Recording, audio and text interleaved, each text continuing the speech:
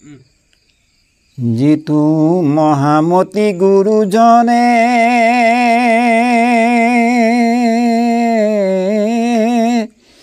हरि भक्ति पन्थ उपदेश दिया दुखमय संसार पार करे हेनय परम गुरु ऋण খুজিবা কপ্ৰতি জানানিষ্ট অন্যত্ৰ উপায় নাহি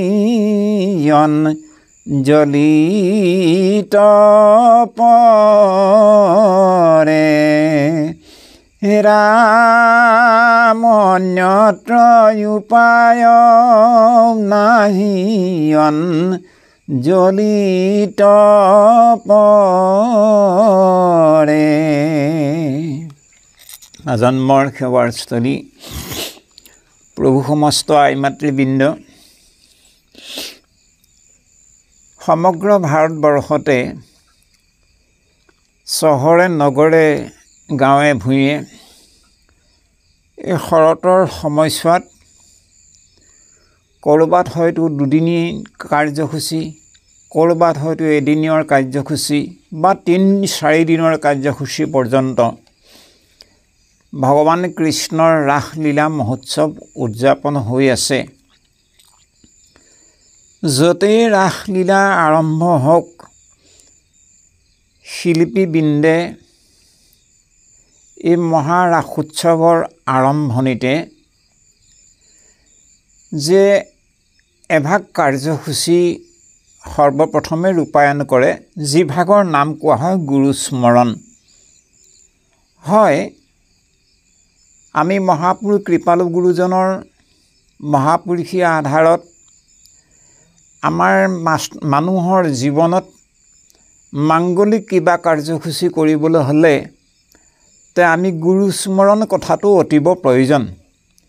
সেইকাৰণে ভাগৱত গ্ৰন্থ বা অন্য শাস্ত্ৰসমূহে আমাক এই বিষয়ক এই কথাখিনি এনেধৰণে কৃপা কৰিছে। ও ৰাম আৰম্ভিলা গুৰু সেৱা গ্ৰন্থৰ আদ্যত লাগে গুৰু উপদেশ সমস্ত কাৰ্যত এৰা নিবন্ধিলা গুৰু সেৱা কৰ্মৰ আদ্যত জানা গুৰু সেৱা ইটো মহাতাত্ৰ মৰ্ম আৰম্ভিলা গুৰু সেৱা গ্ৰন্থৰ আদ্যত। যিমানবিলাক মহান লোকে কোনো সৎগ্ৰন্থ লিখাৰ কাম আৰম্ভ কৰে, সৰ্বপ্ৰথমে গুৰু স্মৰণ বা গুৰু সেৱা এই বিষয়ক এটি কলম নিশ্চয় ধৰে। আৰু আমি সামাজিক জীৱনত নামষাৰেই হওক বা পাঠভাগেই হওক, আমি গুৰু স্মৰণ বা গুৰু বন্দনা বুলি এভাগ কাৰ্যসূচী আমি সৰ্বপ্ৰথমে ৰখা হয়। কিয়নো আৰম্ভিলা গুৰু সেৱা গ্ৰন্থৰ আদ্যত লাগে গুৰু সেৱা সমস্ত কাৰ্যত নিবন্ধিলা গুৰু সেৱা গ্ৰন্থৰ মধ্যত আমাৰ সমস্ত কৰ্মৰ মূল কৰ্মভাগ হ'ল গুৰু সেৱা বা গুৰু বন্দনা। সেইকাৰণে মহাপুৰুষ মাধৱ গুৰুজনা এই কথাটো গুৰু ভতিমাত কৃপা কৰিছে। দীন মাধৱ মতি মূৰ্খমতি কহয় বাণী শুনা হ'বলৈ বিনা গুৰু চৰণে ভকতি ৰকতি মুকুতি কবহো নহুই। উহি পৰম তত্ত্ব বেদক বাণী জানি নৰ নকৰ বিৰাম। কৃপালু গুৰুজন বস্তুৱে কৈছে যে বাণী শুনা হ'বলৈ বিনা গুৰু চৰণে ভকতি ৰকতি মানুহৰ জীৱনত মুকুতি হেনো কেতিয়াও আমি লাভ কৰিব নোৱাৰোঁ। মুকুতি লাভ কৰিবলৈ হ'লে গুৰুৰ সেৱা লাগিব, ভকতি আৰ্জন কৰিবলৈ হ'লে গুৰুৰ কৃপা লাগিব। সেইকাৰণে আমাৰ ৰাস মহোৎসৱৰ আৰম্ভণিতে শিল্পীবৃন্দে এভাগী গুৰু বন্দনা ৰূপায়ণ কৰে। সমস্তজনে নিশ্চয় মন কৰিছে তাত কি বুলি আছে, ৰাম সে বহু মন ভজ মন শংকৰৰ পদ দুই যো পদৰ পৰশী কলিত অগতিৰ গতি হুই যো হৰি যদু কুলে অৱতৰি বিস্তাৰী যশ বিপুল লোক নিস্তাৰিলা ভাৰ সংহাৰিলা উদ্ধাৰিলা গোপকুল সি বহু মন ভজহু মন শংকৰৰ পদ দুই। কেলে যো পদ ৰজ যাৰ পদধূলা শিৰত অভিষেক কৰি অগতিৰ গতি হুই। এতিয়া কৃপালু গুৰুজন বস্তু সেই কুসুম্বৰৰ গৃহত মূৰ্তিমন্ত হোৱা আমাৰ যিজন সৰ্বগুণাকৰ কৃপালু শংকৰ গুৰু সেইজনক আমি ক'ত পাম? সেইজনক আমি তেওঁৰ যি আদৰ্শ, তেওঁৰ যি লিখনি, তেওঁৰ যি অৱদান ৰাজি আপুনি আমি যিমান পৰিমাণে অনুসৰণ কৰিব পাৰিম সিমান পৰিমাণে তেওঁৰ আমি সেৱা ধৰা হ'ব। আৰু কৃপালু গুৰুজন বস্তুৱে তেৰা বকুণ্ঠি হোৱা স্বত্তেও, তেৰা নৰদেহা অৱসান হোৱা স্বত্তেও যুগ যুগান্তৰে মানৱ সমষ্টিয়ে তেৰাক লাভ কৰিব পৰা এটা ব্যৱস্থা আমাক দি গ'ল। কি বুলি ক'লে বহাৰ পৰা আগত শুনিও মাধৱ মূৰ থাকিবাৰ থান কীৰ্তন দশম মূৰ মূৰ্তিৰ সমান। ঘোষা নামে এক শাস্ত্ৰ তুমিও লিখিবা ঘোষা ৰত্নাৱলী মধ্যে তুমিও থাকিবা। অৰ্থাৎ কীৰ্তন গ্ৰন্থ দশম গ্ৰন্থ আমি যিমান পৰিমাণে আহৰণ কৰিব পাৰিম, সেৱা ধৰিব পাৰিম, ভক্তি কৰিব পাৰিম সিমান পৰিমাণে নিশ্চয় মহাপুৰুষ কৃপালু গুৰুজনৰ পদৰজৰ আমি আৰ্জন কৰা হ'ব, সেৱা ধৰা হ'ব। তাৰপিছত কি বুলি ক'লে, যো হৰি যদু কুলে অৱতৰি বিস্তাৰী যশ বিপুল ভাৰ সংহাৰিলা লোক নিস্তাৰিলা উদ্ধাৰিলা গোপ কুল। যিজন হৰিয়ে যদুকুলত দ্বাপৰ যুগত আৱিৰ্ভাৱ হৈ বিস্তৃত যশ গুণ যশ প্ৰসাৰ কৰি ভূমিভাৰ হৰণ কৰিছিল সেইজন হৰি ৰাম সুহৰি শংকৰ নৰ ৰূপ ধৰ ৰাজধৰ কুলে আখি লোক নিস্তাৰিলা কুল উদ্ধাৰিলা কৃষ্ণৰ যশ প্ৰকাশী কৃষ্ণৰ যশ প্ৰকাশী। সুহৰি শংকৰ আমাৰ শংকৰ গুৰুজন। আমি বহু লোকে ভাবে যে শ্ৰীমন্ত শংকৰদেৱ ভগৱান কৃষ্ণৰ অংশ অৱতাৰ, কোনোবাই কয় কলা অৱতাৰ। নহয়, শংকৰো পূৰ্ণ ব্ৰহ্ম কৃষ্ণ মাধৱস্য হলায়ুধ অনিৰুদ্ধ চতুৰ্ভুজৰ প্ৰদুন্ন পুৰুষোত্তম। অৰ্থাৎ গুৰুজনৰ দিনত গুৰুজন বস্তু পূৰ্ণ কৃষ্ণ ভগৱান আৰু দ্বাপৰ যুগৰ বলভদ্ৰ কৃষ্ণৰ জ্যেষ্ঠ ভাতৃ গুৰু দিৱসত বঢ়াৰপুৰ মাধৱদেৱ হলায়ুধ আৰু দ্বাপৰ যুগৰ কৃষ্ণৰ পুত্ৰ প্ৰদুন্ন গুৰু দিৱসত কলিযুগত প্ৰদুন্ন পুৰুষোত্তম ঠাকুৰ হ'ল প্ৰদুন্ন অনিৰুদ্ধ চতুৰ্ভুজ। গুৰু দিৱসৰ চতুৰ্ভুজ ঠাকুৰ দ্বাপৰ যুগৰ কৃষ্ণৰ নাতি অনিৰুদ্ধই চতুৰ্ভুজ ঠাকুৰ হিচাপে আবিৰ্ভাৱ হ'ল। অৰ্থাৎ ত্ৰেতা যুগত ৰাম লক্ষ্মণ ভৰত শত্ৰুঘ্ন যিদৰে চাৰি, দ্বাপৰ যুগত কৃষ্ণ বলভদ্ৰ প্ৰদুন্ন অনিৰুদ্ধ চাৰি, ঠিক কলি যুগতো শংকৰ মাধৱ পুৰুষোত্তম চতুৰ্ভুজ 4 এই 4 অংকটো ঈশ্বৰ কৃষ্ণ ভগৱন্তৰ মহাপুৰুষীয়া ধৰ্মৰ আধাৰত আমি সমস্তজনে দেখা পোৱা যায় তে যাই নহওক প্ৰভু সমস্ত আই মাতৃবৃন্দ আমি ইয়াৰ আগত দুভাগ ভিডিঅ'ৰ মাধ্যমেদি ৰাস মহোৎসৱৰ বিষয়ে আলোচনা কৰা হৈ আছিল ইয়াৰ আগৰ ভিডিঅ' ভাগত যেতিয়া ভগৱান কৃষ্ণই গোপীসকলৰ লগত যমুনাৰ বালিত বৃন্দাবনৰ মধ্যে ৰাসলীলা কৰি থকাৰ ক্ষণতে ভগৱান কৃষ্ণই যেতিয়া দেখিলে যে গোপীসকলৰ মনত অকণমান অহংকাৰ ভাৱ আছে গতিকে এই অহংকাৰ ভাৱ ইমানতে নিৰ্মূল কৰিবৰ কাৰণে ভগৱান কৃষ্ণই মানে চকুৰ পলকত অন্তৰ্ধান হৈ গ'ল তে গোপীসকলৰ হৃদয়ৰ ধন আছিল ভগৱান কৃষ্ণ যেতিয়া হঠাৎ কৃষ্ণ নোহোৱা হৈ গ'ল যেন সকলোৰে জীৱই উৰি গ'ল সকলোৱে কৃষ্ণক বিচাৰি হাবাথুৰি খায় অন্তিমত কৃষ্ণলীলা যেতিয়া আৰম্ভ কৰিলে সেই কৃষ্ণলীলা প্ৰসন্ন হৈ ভগৱান কৃষ্ণই গোপীসকলক পুনৰ দৰ্শন দিলে এতিয়া গোপীসকলে দৰ্শন পোৱাৰ লগে লগে তে গোপীসকলে কৃষ্ণক জনাইছিল হে প্ৰাণৰ ধন হে স্বামী কৃষ্ণ আমি তোমাক ইমান ভাল পাওঁ তুমি আমাক কিয় ইমানকণ কষ্ট দিলা তেতিয়া ভগৱান কৃষ্ণই কৈছিল কি বুলি ও ৰাম যেন ধনী বিহবল ধন হৰুৱাই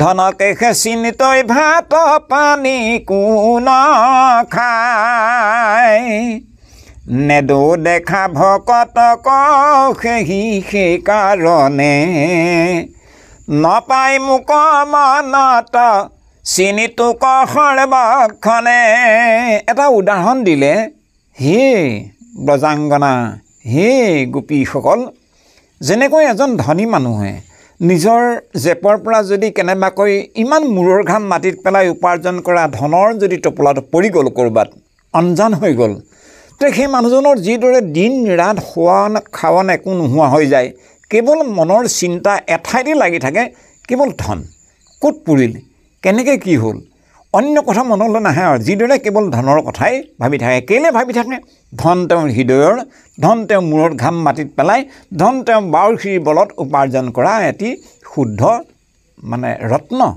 ঠিক তেনেকৈ তোমৰা সমস্তৰ হৃদয়ৰ ধন হয় আমি কিন্তু আমাৰ প্ৰতি তোমালোকৰ ভাৱনাটো আৰু তীব্ৰতৰ কৰিবৰ কাৰণে আৰু মজবুত কৰিবৰ কাৰণে মই অকণমান অন্তৰ্ধান হোৱাটো হ'ল নম্বৰ 1 2 নম্বৰত এই কাহিনী ভাগৰ পৰা এই কথাষাৰৰ পৰা আমি এটা কথা মনত ৰাখিব লাগিব যে স্বাভাৱিকতে আমাৰ জীৱনত আমি প্ৰত্যেকজন ব্যক্তিয়ে হয় কেতিয়াবা সুখ হৈছে কেতিয়াবা আমাৰ দুখ হৈছে কেতিয়াবা লাভ হৈছে কেতিয়াবা লোকচান হৈছে কেতিয়াবা হাঁহিবলৈ পাইছোঁ কেতিয়াবা হয়তো আমি কান্দিবও লগা হৈছে মূলতঃ ঈশ্বৰ কৃষ্ণ ভগৱন্তক কিন্তু আমি পাহৰিব নালাগিব যে ভগৱান কৃষ্ণই আমাক যি দুখ দিছে সেই দুখৰ এটা মহা কল্যাণ অৰ্থ তাত নিহিত হৈ আছে যে আমি যদি দুখ নাপাওঁ তেতিয়াহ'লে ঈশ্বৰক আমি পাহৰি যাম গতিকে আমাৰ জীৱনত দুখ আহে ভগৱন্তৰ কৃপাত আমি দুখো পাওঁ সুখো পাওঁ যে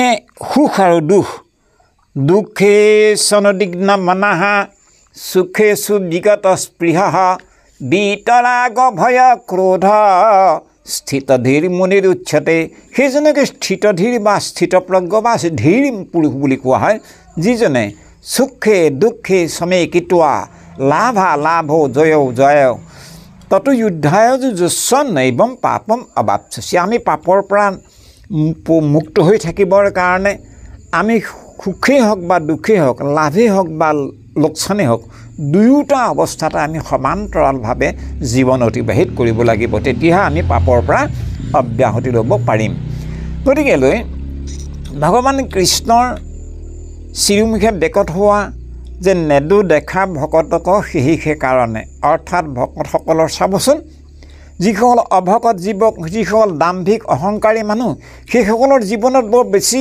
সমস্যা ৰাজিয়ে গা কৰি উঠে যিবিলাক মানুহ সাধু সন্ত ঈশ্বৰৰ একান্ত সেৱক এই সেৱকসকলৰ জীৱনতে বিভিন্ন প্ৰকাৰৰ সংকট বিভিন্ন প্ৰকাৰৰ আলয় আহুকাল বিভিন্ন ধৰণৰ বদনাম সদনাম আদি পৰিলক্ষিত হয়।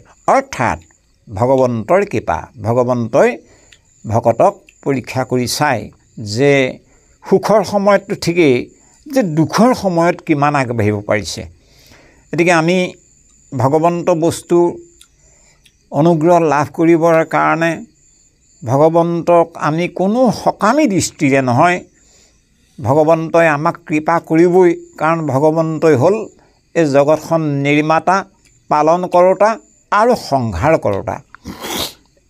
তো ইয়াৰ পিছত গোপীসকলে ভগৱান কৃষ্ণক এটা প্ৰশ্ন সুধিলে, সখা, যেতিয়া নেকি গোপীসকলে ইমান ভাল পোৱা স্বত্তেও কৃষ্ণ অন্তৰ্ধান হ'ল, বহুত কষ্ট পালে গোপীসকলে। কষ্ট পাই পোনপটীয়াকৈ কথাটো প্ৰকাশ্য কৰি কোৱা নাই, আওপকীয়াকৈ কৃষ্ণক এটা ঠাৱৰত কথাটো সুধিলে এনেধৰণে যে সখা, এই সংসাৰখনত কিছুমান মানুহ আছে উপকাৰ কৰিলেহে উপকাৰ কৰে, আকৌ কিছুমান মানুহ আছে উপকাৰ নকৰে কাৰণে উপকাৰ নকৰে। তে কথাটো কি? তেতিয়া কৃষ্ণই অভিপ্ৰায়টো বুজি পালে, ক'লে যে সখা, তোমৰা সমস্তে মই 4জন ব্যক্তিৰ এটা উদাহৰণ কওঁ শুনা, যে যিসকল সংসাৰী মানুহ, সেই মানুহবিলাকে কোনোবা এজনে কিবা এটা উপকাৰ কৰিলেহে উপকাৰ কৰে।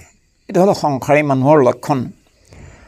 আৰু যিজন ব্ৰহ্মজ্ঞানী, সেইজনে কোনোবাই তেওঁক উপকাৰ কৰক বা নকৰক, তেওঁ উপকাৰ কৰিলেহে তেওঁক উপকাৰ কৰিব লাগে, বা মানে একো উপকাৰ কৰা নাই তেওঁক উপকাৰ কৰিব লাগে বা নালাগে এইবোৰ একো চিন্তা নকৰে। তে আনজন হ'ল যিজন পগলা মানুহ, পগলাজনক আপুনি উপকাৰে কৰক বা অপকাৰে কৰক, আপোনাৰ কিন্তু উপকাৰ কৰিব লাগে বা অপকাৰ কৰিব লাগে সেইটো মনলৈ একো নাহে। 4 নম্বৰজন হ'ল মূঢ় মানুহ, যিজন মূঢ় মানুহ তেওঁক আপুনি উপকাৰ কৰক বা নকৰক তেওঁ কিন্তু আপোনাৰ কাৰণে অকণো একো নাভাবে। পিছে মই আকৌ তেনেকুৱা নহয়, মই এই উপকাৰ কৰিলেহে উপকাৰ কৰা সংসাৰী মানুহজনৰ নিচিনাও নহওঁ, মই এজন ব্ৰহ্মজ্ঞানীৰ নিচিনাও নহয়, মই এজন পাগলৰ নিচিনাও নহয়, মই এজন মূঢ়ৰ নিচিনাও নহয়, মই 4জনৰ বাহিৰত। মই তো এই 4জনৰ বাহিৰত কৃষ্ণ কি, সেই সম্পৰ্কে ভাগৱত গ্ৰন্থই কি বুলি কয় আমি মন কৰিব লগা। ভাগৱত গ্ৰন্থই কি বুলি কৈছে, ও সৃষ্টি স্থিতি প্ৰলয় কহৰন্ত জিতো দেৱ,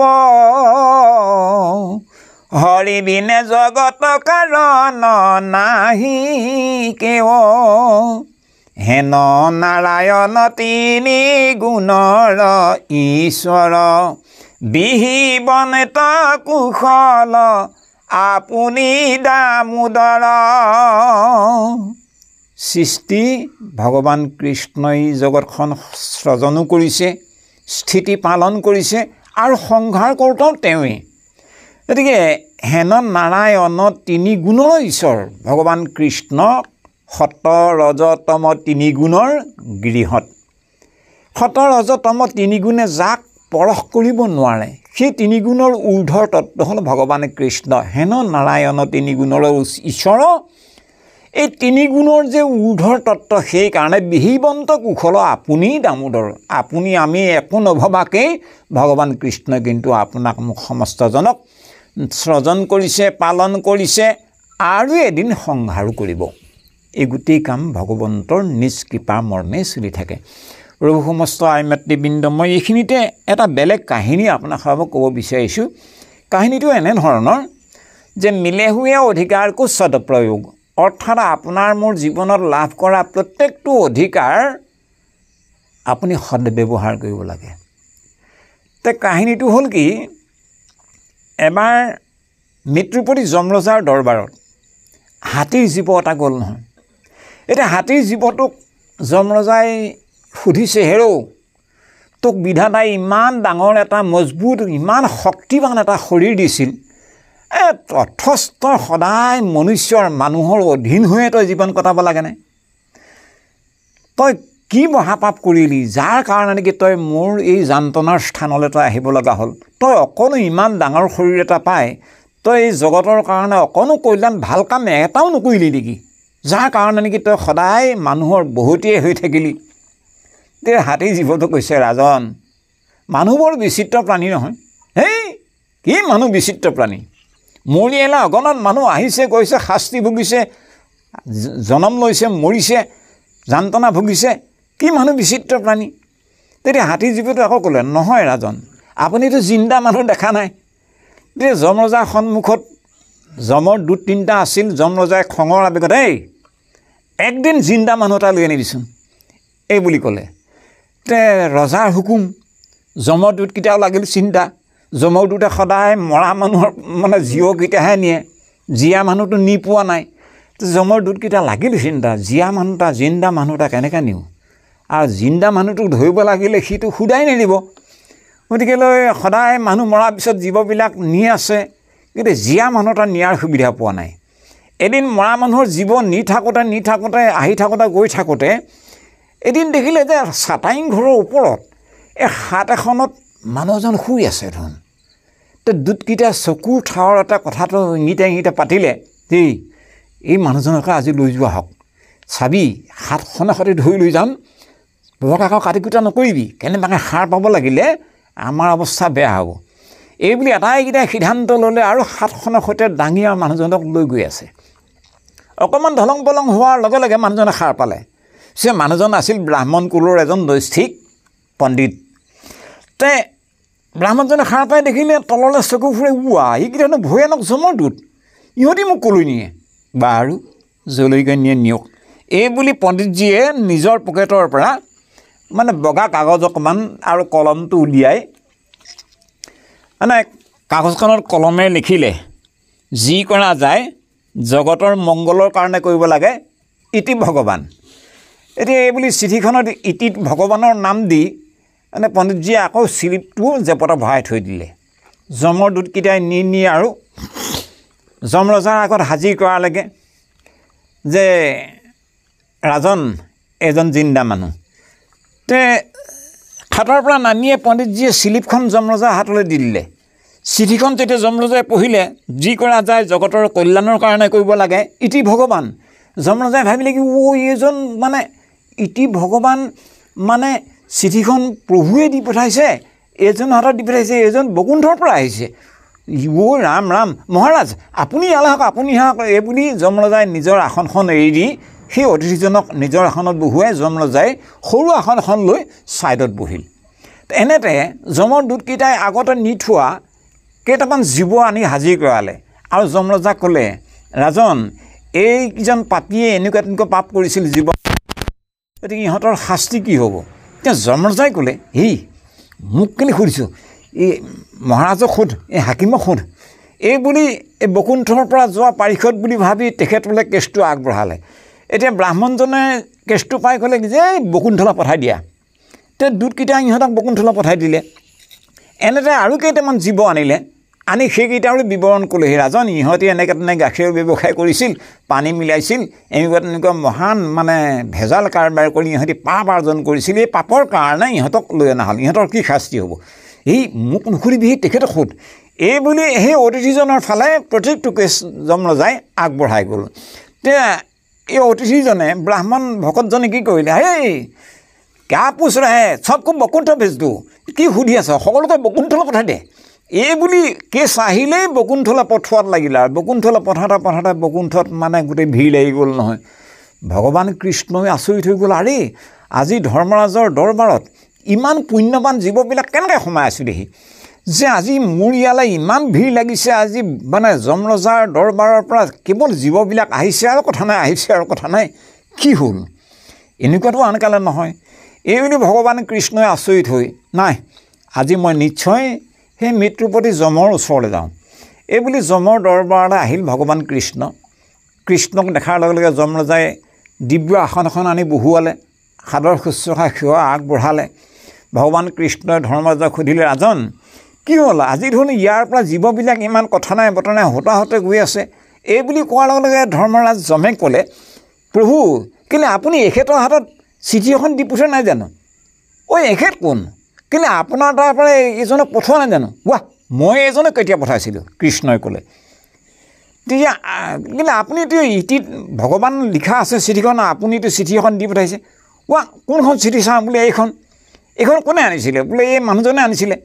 তেতিয়া মানুহজনক ভগৱান কৃষ্ণই সুধিলে যে এইখন চিঠি মই কেতিয়া লিখি দিছিলোঁ তোমাৰ হাতত? তেতিয়া মানুহজনে কৈছে, প্ৰভু আপুনি হৃদয়স্থিত পৰমেশ্বৰ নহয় জানো? বোলে হয়। সমস্তৰে হৃদয়ত আপুনি নাথাকে জানো? হয় থাকোঁ। তেতিয়া মোৰ হৃদয়তো আপুনি আছে নাই? বোলে আছোঁ। তেতিয়াহ'লে মোৰ হৃদয়ত আপুনি থাকি আপুনি যি মতিগতি দিলে ঠিক মই তেনেধৰণে চিঠিখনত লিখি দিলোঁ যে যি কৰা যায় জগতৰ কল্যাণৰ কাৰণে কৰিব লাগে। মোৰ কিবা ভুল হ'ল নেকি? যে তুমি যে জীৱবোৰ যে কথা নাই বতৰা নাই বকুণ্ঠলত যে পঠাই আছা, তাৰ কাৰণটো কি? প্ৰভু মই ইয়াৰ অকণমান আগলৈকে এজন সামান্য মানুহ আছিলোঁ, পৃথিৱীমণ্ডলৰ জন্ম মৃত্যু পাকচক্ৰত পৰি থকা এটা নৰ আছিলোঁ, আৰু এতিয়া মোৰ সৌভাগ্যবশে মই এটা নতুন অধিকাৰত মই অধিষ্ঠিত হৈ গ'লোঁ। আনকি মৃত্যুৰ প্ৰতি যমে সন্মান জনাই তেওঁৰ আসনখন মোক চমজাই দিলে। মই এতিয়া এই অধিকাৰটো মই লাভ কৰিছোঁ। এই অধিকাৰটো লাভ কৰি মই জগতৰ কল্যাণৰ কাম মই কৰিছোঁ। বকুণ্ঠলৈ জীৱবিলাকক, যান্ত্ৰণাত ভুগি থকা জীৱবিলাকক মই বকুণ্ঠলৈ পঠাই আছোঁ।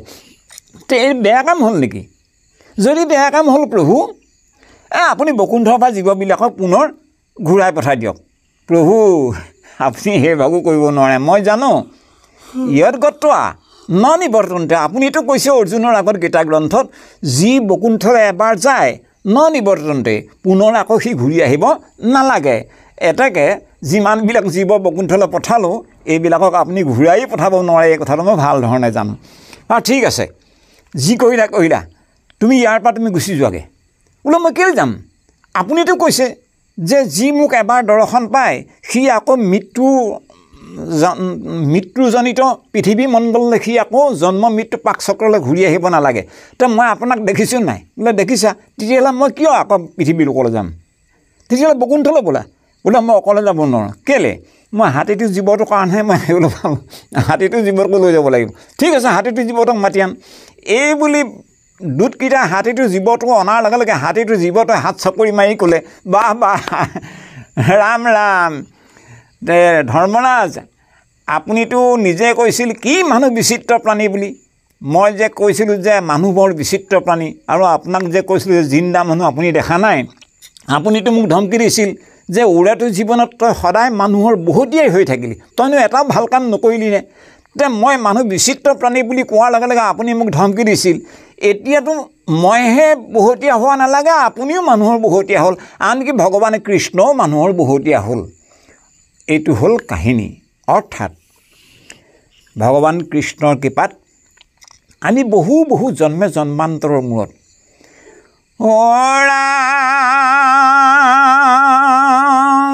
বহু জনমৰ পুণ্য আছে ৰাখি